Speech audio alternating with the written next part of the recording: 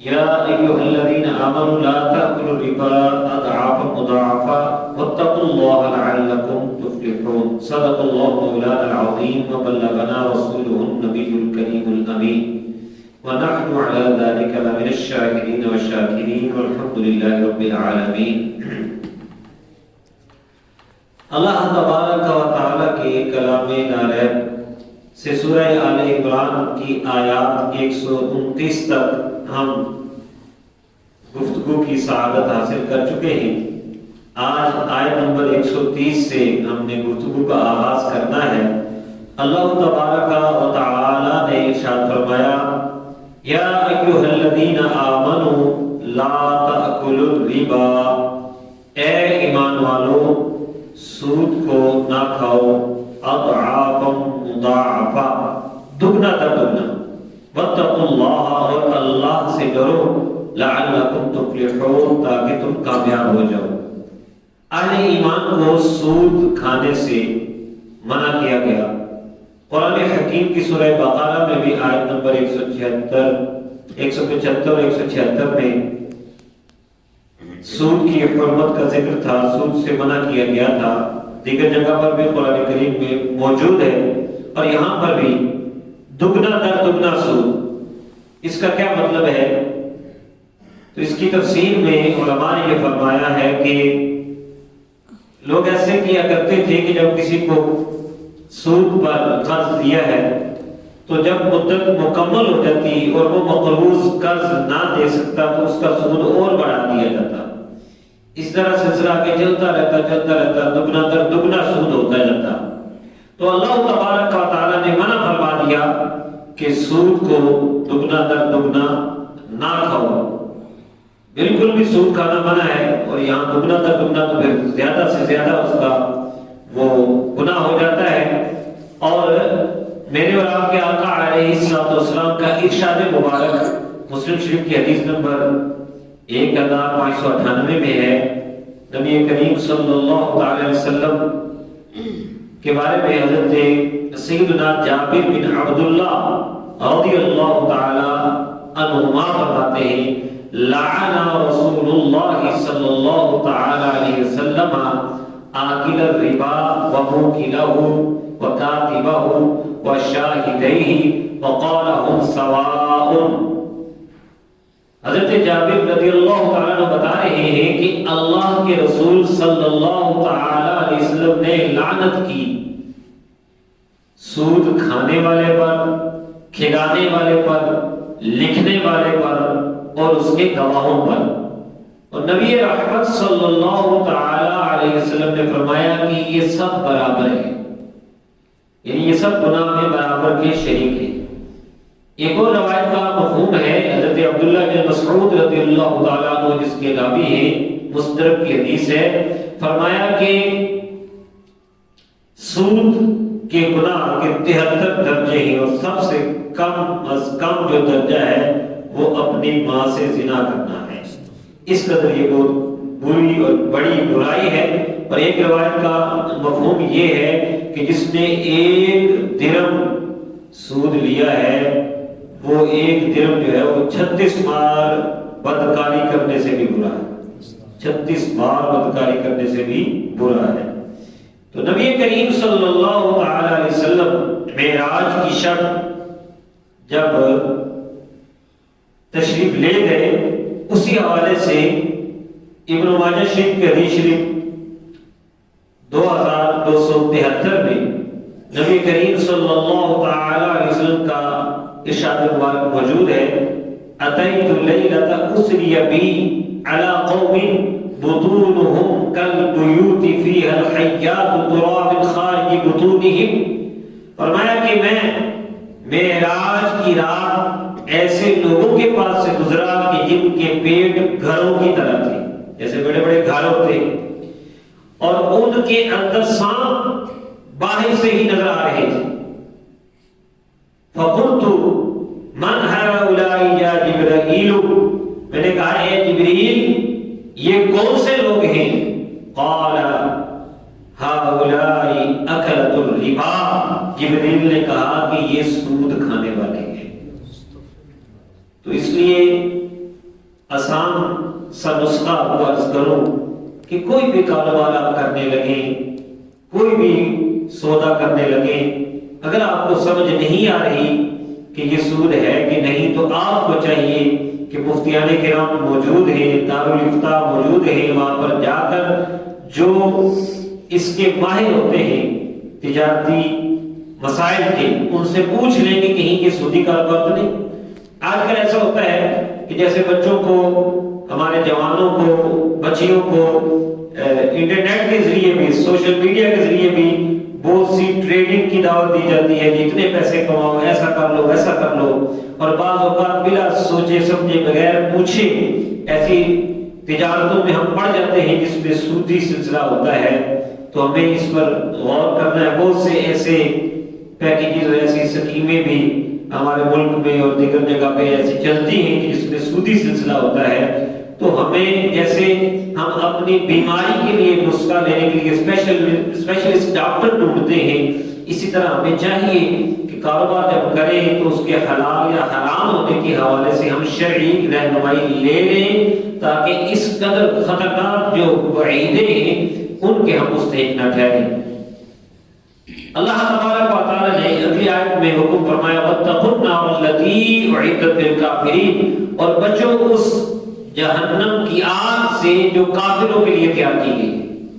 ابن عباس رضی اللہ تعالیٰ عنہ بتاتے ہیں کہ یہاں پر یہ آیت اس لیے آئی ہے کہ جو بندہ سود کو حرام نہیں جانتا، وہ اللہ کے حکم کا انکار کرتا ہے، اس لیے وہ کافر ہو جاتا ہے۔ تو فرمایا گیا کہ سود کی حرمت کا انکار کر کے کہیں کافر نہ بن جانا، بلکہ اس سے بچنا اور جہنم کی آگ سے اپنے آپ کو بچانا۔ اس سے بھی آیت میں فرمایا وَأَطِيعُوا اللَّهَ وَالرَّسُولَ لَعَلَّكُمْ تُرْحَمُونَ، اور اطاعت کرو اللہ کی اور رسول کی تاکہ تم پر رحم کیا جائے۔ اگر اللہ کی رحمت چاہتے ہو تو اللہ کی اور اس کے رسول صلی اللہ تعالی علیہ وسلم کی اطاعت کرو۔ اصل میں یہ ایک ہی حکم ہے، کیونکہ مَن يُطِعِ الرَّسُولَ فَقَدْ أَطَاعَ اللَّهَ، جس نے رسول اللہ صلی اللہ تعالی علیہ وسلم کی اطاعت کی اس نے اللہ کی اطاعت کی۔ یہ قرآن کریم کی سورہ نساء کا حکم ہے۔ تو اپنے آپ کو نبی کریم صلی اللہ تعالی علیہ وسلم کی اطاعت میں لا کر اللہ کی رحمت کا مستحق بنانا چاہیے۔ پھر مزید حکم دیا وَسَارِعُوا إِلَىٰ مَغْفِرَةٍ مِّن رَّبِّكُمْ وَجَنَّةٍ عَرْضُهَا السَّمَاوَاتُ وَالْأَرْضُ۔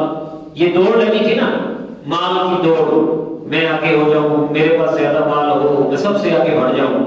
اللہ تبارک و تعالیٰ نے فرمایا ریس کون سی لگانی چاہیے؟ فرمایا رب کی بخشش حاصل کرنے کے لیے اور اس کی جنت کے لیے۔ اس جنت کی چوڑائی میں آسمان و زمین سما جاتے ہیں، اس کے لیے آگے نکلو، اس کے لیے آگے بڑھو۔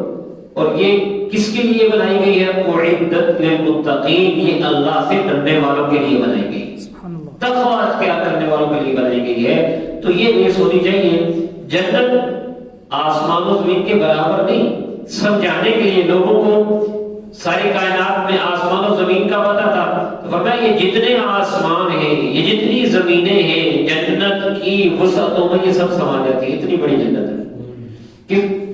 کسی نے پوچھا تھا، انس بن مالک رضی اللہ عنہ کا قول موجود ہے کہ کسی نے پوچھا کہ جنت کہاں ہے، زمین میں ہے آسمان میں ہے؟ یہ تو کلیئر ہے، آپ بات یاد رکھیں، قرآن کریم میں جنت اور جہنم دونوں کے بارے میں اعدت کا لفظ آتا ہے۔ اسی رکوع میں بھی ہم دونوں دیکھ چکے ہیں، اعدت للکافرین اعدت للمتقین، تیار کر دی گئی ہے۔ تو یہ ہمارا عقیدہ ہے کہ جنت اور دوزخ بن چکی ہے، اللہ تعالیٰ نے ان کو تیار کر دیا ہے۔ اب جب ان سے پوچھا کہ جنت کہاں ہے، زمینوں میں ہے کہ آسمانوں میں؟ انہوں نے کہا کہاں زمین، اور کون سا وہ آسمان ہے کہ جہاں جنت سما سکے؟ جنت آسمانوں زمینوں سے اوپر ہے اور اللہ کی عرش کے نیچے ہے۔ دعا کیا کریں، بلکہ کوشش کیا کریں اس کی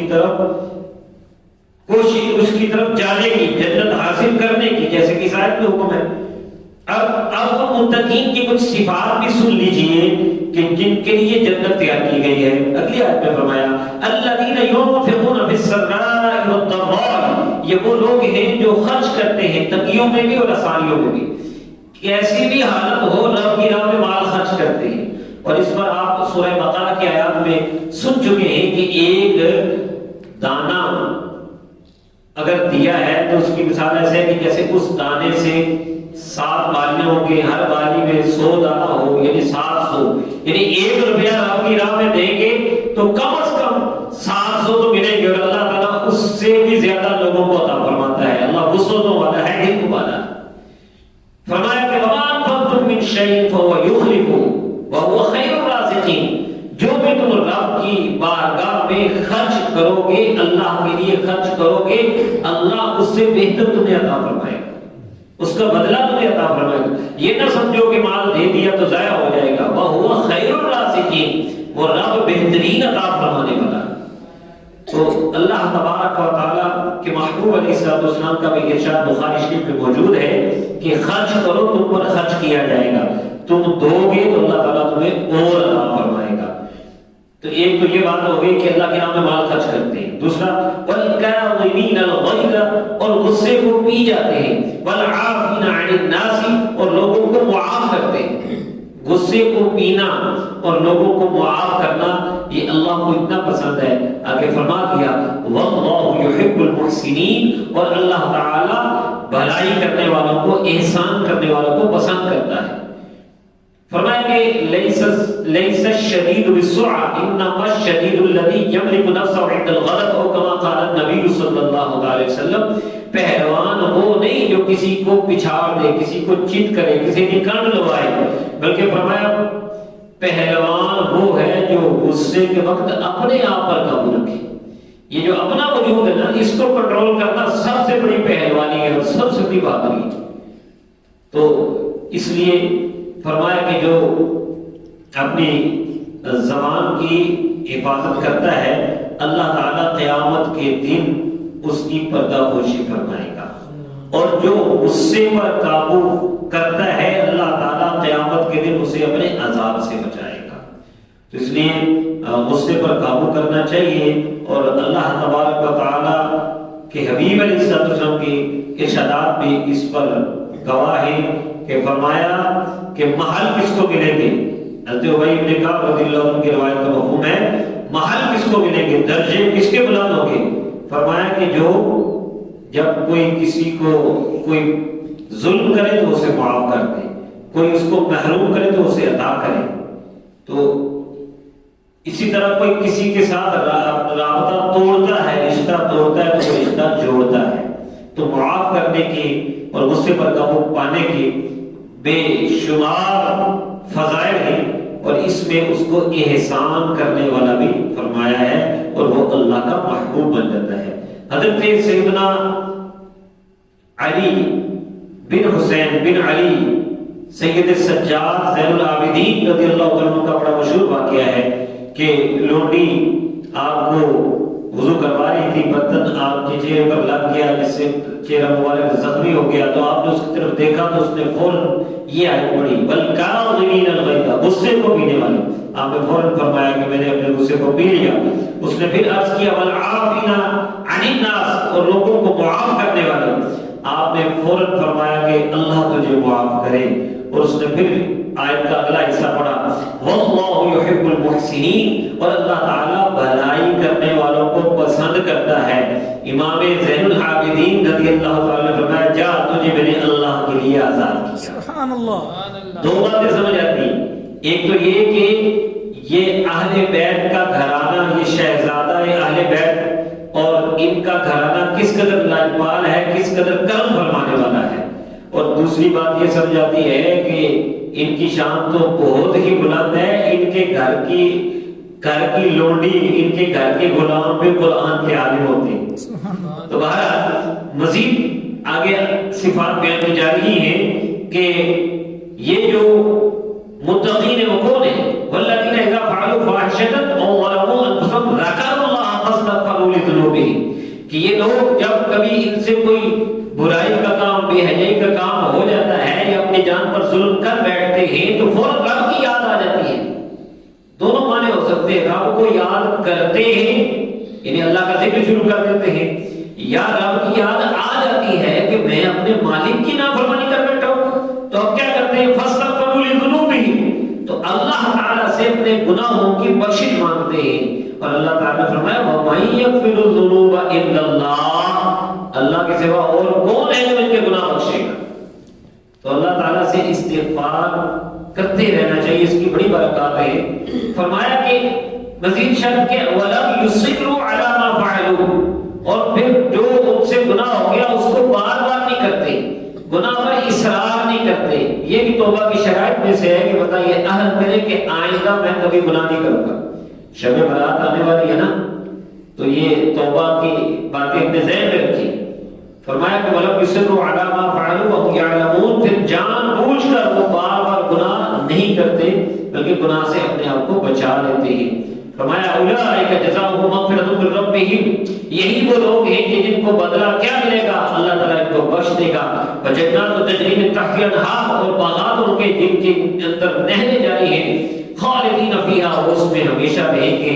نعم اجر العاملین، اور عمل کرنے والوں کا اجر کیا ہی اچھا ہے، یہ خود اللہ تعالیٰ فرما رہا ہے۔ تو ان کی جزا کو بتا کے خود اللہ تعالیٰ اعلان فرما رہا ہے کہ وَنِعْمَ أَجْرُ الْعَامِلِينَ، جو اچھے عمل کرتے ہیں ان کا بدلہ کیا ہی خوب ہے، کتنا ہی اچھا ہے۔ فرمایا قَدْ خَلَتْ مِن قَبْلِكُمْ سُنَنٌ فَسِيرُوا فِي الْأَرْضِ فَانظُرُوا كَيْفَ كَانَ عَاقِبَةُ الْمُكَذِّبِينَ۔ انسان کو پھر جھنجھوڑا ہے کہ تم سے پہلے بھی کئی لوگ گزر گئے، کئی طریقے گزر گئے۔ ذرا زمین میں جا کے دیکھو نا، سیر کرو زمین میں، پھرو زمین میں، دیکھو۔ اب ہم تو کسی اور پرپس کی وجہ سے سیریں کرتے ہیں، سیر سپاٹے کرتے ہیں اور موج میلے کرتے ہیں اور ہلا گلا کرتے ہیں، اس کے لیے سیر کرتے ہیں، لیکن اللہ تبارک و تعالیٰ نے ایک سیر کا حکم فرمایا ہے۔ زمین میں پھر کے دیکھو، فانظروا کیف کان عاقبۃ المکذبین، جنہوں نے اللہ کی آیات کو جھٹلایا ان کا کیا انجام ہوا ہے۔ تو اس نظریے سے بھی کائنات کا مشاہدہ کرنا چاہیے۔ جو جھوٹے تھے، جو نافرمان تھے، جو ظلم کیا کرتے تھے، جو اللہ کی آیات کو نہیں مانتے تھے، ان کا انجام کیسا ہوا؟ فرمایا ھذا بیان للناس وہدی وموعظۃ للمتقین، یہ قرآن کریم کیا ہے؟ لوگوں کے لیے ایک واضح بیان ہے اور ہدایت کا ذریعہ ہے اور تقوی اختیار کرنے والوں کے لیے نصیحت۔ ہمیں سوچنا چاہیے، یہ قرآن پاک کے درس میں آپ بیٹھتے ہیں تو آپ کو یہ بڑی سعادت سمجھنا چاہیے۔ ہمارے لیے تو قرآن ہے، اگر ہم متقی بننا چاہتے ہیں، یہ قرآن اللہ تعالیٰ کی طرف سے لوگوں کے لیے ایک واضح بیان ہے، ہدایت کا ایک روڈ میپ ہے، ہدایت کا ایک بہترین راستہ سکھاتا ہے ہمیں، اور بہترین نصیحت ہے قرآن پاک۔ اگر قرآن پاک سے نہیں ہدایت ملی تو کہاں سے تمہیں ہدایت ملے گی؟ تو اس لیے درس قرآن میں ہمیں بڑھ چڑھ کے حصہ بھی لینا چاہیے، شامل ہونا چاہیے، لوگوں کو دعوت بھی دینی چاہیے۔ اس کے بعد پھر وہی غزوہ احد کے حوالے سے اسی سیاق و سباق میں آیات ہے کہ جب غزوہ احد میں کافی مشکلات کا بھی سامنا پڑا تھا تو بعد میں کچھ لوگ پریشان ہو گئے تھے اور ذرا سست پڑ گئے تھے، تو اللہ تبارک و تعالیٰ نے ان کا جذبہ بڑھایا اور فرمایا وَلَا تَهِنُوا وَلَا تَحْزَنُوا وَأَنْتُمُ الْأَعْلَوْنَ إِن كُنتُم مُؤْمِنِينَ، کمزور نہ پڑو، سست نہ ہو جاؤ، غم نہ کرو، تم ہی سر بلند ہو اگر تم ایمان والے۔ تو یہاں ایمان والوں کو تسلی دی ہے، بزدلی نہ بندہ دکھائے، سستی نہ کرے، غمگین نہ ہو، بلکہ اللہ کی راہ میں اگر تکلیف آئی ہے تو ان پر صبر کرے اور اللہ کی راہ پر ڈٹا رہے، آخر اللہ تعالیٰ کی طرف سے بلندیاں ایمان والوں کو ہی ملے گی۔ اور یہاں پر وہ جو معاملہ تھا ان کا کہ جو تکلیف آئی تھی، قرآن کریم نے مزید تسلی دی، فرمایا ان یمسسکم قرح فقد مس القوم قرح مثلہ، اگر تمہیں کوئی زخم پہنچا ہے تو ان لوگوں کو بھی تو اسی جیسا زخم پہنچا تھا بدر میں، یعنی تمہیں احد میں کچھ مشقت دیکھنا پڑ گئی ہے تو ان کے ساتھ بدر میں بھی تو کتنا کچھ ہوا تھا، پھر بھی وہ بدلہ لینے آگے تھے۔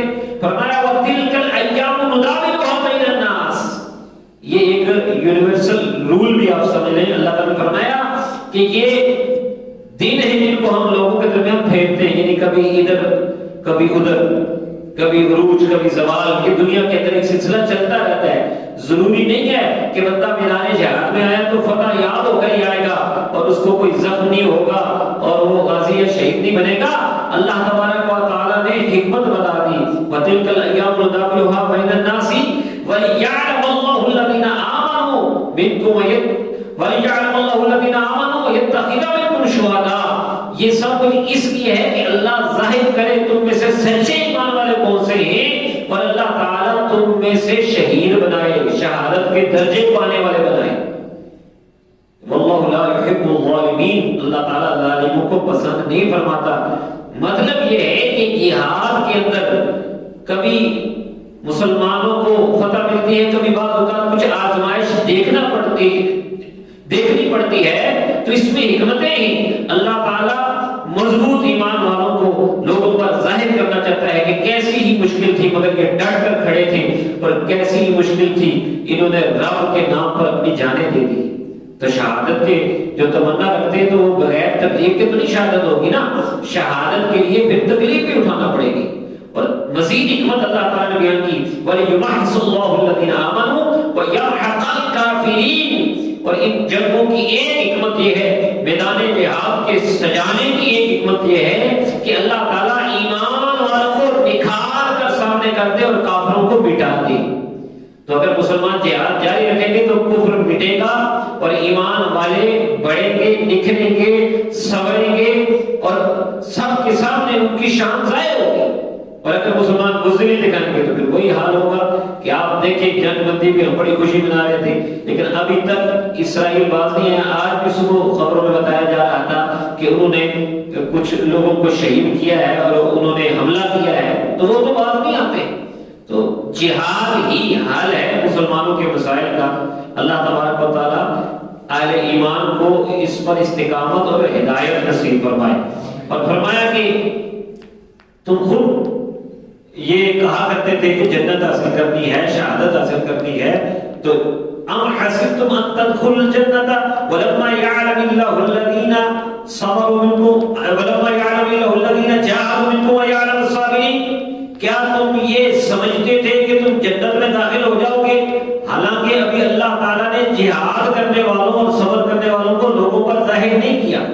یہاں جتنے بھی لفظ یعلم آ رہے نا، اللہ کے علم کی نفی نہیں ہے، کیونکہ اللہ کا علم ابتدا سے لے کر انتہا تک ایک جیسا ہے، اس میں کمی نہیں آتی۔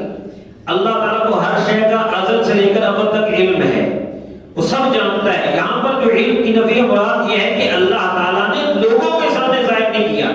تو مجاہدین کون میدان جہاد میں ڈٹ جانے والے ہیں، کون سے غازی جو پرسرار بندے ہیں جو اللہ تعالیٰ کے لیے اپنی جانیں جو ہیں ہتھیلی پر رکھ کر میدان پر نکلتے ہیں، لوگوں کو یہ بھی ظاہر کر کے دکھانا ہے اور صبر کرنے والے بھی دکھانے ہیں۔ تو یہ سب کچھ ہوگا تو پھر جنت کی طرف جاؤ گے۔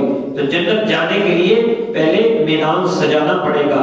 اور اس کے بعد آخری آیت میں پھر توجہ دلائی وَلَقَدْ كُنْتُمْ تَمَنَّوْنَ الْمَوْتَ مِنْ قَبْلِ أَنْ تَلْقَوْهُ فَقَدْ رَأَيْتُمُوهُ وَأَنْتُمْ تَنظُرُونَ۔ پریشانی کی کیا ضرورت ہے، پہلے تم ہی تو کہتے تھے کہ شہادت ملی، تو شہادت تو موت سے ملی ہے، تو تم موت کی تمنا کیا کرتے تھے اس سے ملاقات کرنے سے پہلے، میدان جہاد سجنے سے پہلے جب تم موت کی تمنا کیا کرتے تھے، تو اب تم نے اس کو دیکھ لیا ہے اپنی آنکھوں کے سامنے، تو پریشان ہونے کی ضرورت نہیں ہے۔ تو یہ تسلی دی گئی ہے اہل ایمان کو کہ بظاہر اگر کچھ نقصان ہو گیا، کچھ شہید ہو گئے، تو ان کے درجے بلند ہوں گے، اور میدان جہاد میں تم ڈٹ جاؤ گے، صبر کرو گے تو اللہ سے اجر ملے گا۔ اللہ تعالیٰ سے دعا ہے کہ اللہ تعالیٰ ہمیں قرآن کریم کے ان احکام پر عمل کی توفیق عطا فرمائے جن کو آج کے اس درس میں ہم نے سیکھا ہے۔ اللہ تبارک و تعالیٰ ہمیں سود جیسی لعنت سے محفوظ فرمائے۔ اللہ تبارک و تعالیٰ ہمیں اپنی راہ میں مال خرچ کرنے کی توفیق نصیب فرمائے، غصے کو پی جانے، لوگوں کو معاف کرنے، احسان کرنے کی توفیق نصیب فرمائے، اپنے گناہوں سے استغفار کرنے کی توفیق نصیب فرمائے، اور قرآن پاک میں غور و فکر کرنے کی توفیق عطا فرمائے، اور خاص کر مسلمان حکمرانوں اور اہل ایمان کو میدان جہاد سجانے کی توفیق نصیب فرمائے۔ وما علینا الا البلاغ۔